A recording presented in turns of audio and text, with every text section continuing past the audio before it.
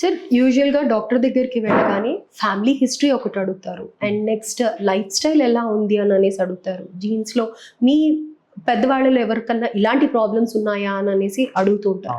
అసలు అది అలా ఎందుకు అడుగుతారు అండ్ దానివల్ల ఉపయోగాలు ఏంటి ఆ అడగడం వల్ల? ఇప్పుడు అలా ఫాలో అవుతున్నారా? ఫ్యామిలీ హిస్టరీ అనేది కనుక్కుంటున్నారా doctors? Yes, when a patient comes to a doctor, each and every పేషెంట్కి మనము ప్రతి ఒక్క డాక్టర్ హిస్టరీ అడుగుతారు అండ్ అడగాల్సిందే. దానివల్ల ఏంటి అంటే చాలా వరకు మనకి కండిషన్స్ అనేది డయాగ్నోస్ చేయగలుగుతాం. We can come to a diagnosis history అడగడం వల్ల. కొన్ని జెనెటికలీ వస్తూ ఉంటాయి.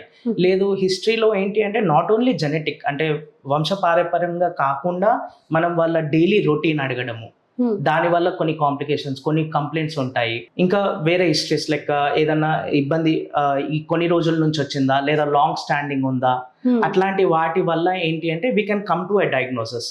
దాన్ని బట్టి మనం ట్రీట్మెంట్ అనేది, ఒకవేళ మినిమల్ థింగ్ ఉంది అంటే మెడికేషన్ ఇవ్వడము, లేదా చిన్న చిన్న ప్రికాషన్స్ చెప్పడము, దాన్ని బట్టి ట్రీట్మెంట్ ఫర్దర్గా ఉంటుంది. లేదు, if the complication like complaint అనేది పెద్దగా ఉంది అంటే దాన్ని బట్టి ఫర్దర్గా ఇన్వెస్టిగేషన్స్, మనము ఆర్థోపెడిక్స్లో ఉన్నప్పుడు ఎక్స్రే కానీ, ఎంఆర్ఐ కానీ, ఏదైనా బ్లడ్ టెస్ట్ చెప్పడం కానీ. అంటే ఇప్పుడు కీళ్ళవాతంలో చాలా మందికి ఏంటంటే ఉదయాన్నే లేవగానే నొప్పులు అనేది సివియర్గా ఉంటుంది. సో అలా అది ఒక ఎగ్జాంపుల్ అనమాట. ఆ హిస్టరీ తీసుకోవడం వల్ల మనకు ఒక ప్రాబబుల్ డయాగ్నోసిస్ వస్తుంది. దాని తర్వాత ఇన్వెస్టిగేషన్స్ చేయించడంతో వాళ్ళకి పర్మనెంట్ డయాగ్నోసిస్ వచ్చి వాళ్ళకి ట్రీట్మెంట్ ఇవ్వడం జరుగుతుంది. అంటే ఇప్పుడు ఇందులో కూడా లైక్ పెద్దవాళ్ళకి మోకాళ్ళ నొప్పులు ఉంటే పిల్లలకి వస్తాయా, నెక్స్ట్ జనరేషన్స్ వస్తాయా? లేదండి, that is highly unlikely. Compulsory ఏం లేదు. Okay, compulsory. అండ్ ఇంకా ఇతర ప్రాబ్లమ్స్ ఏమన్నా ఆర్థోపెడిక్ లో మీరు ఇలా జీన్స్ లో లైక్ గ్రాండ్ ఫాదర్స్ కి కానీ గ్రాండ్ పేరెంట్స్ అంటే ఇప్పుడు కొందరు హైట్ తక్కువ ఉంటారండి, డ్వార్ఫిజం అంటాము.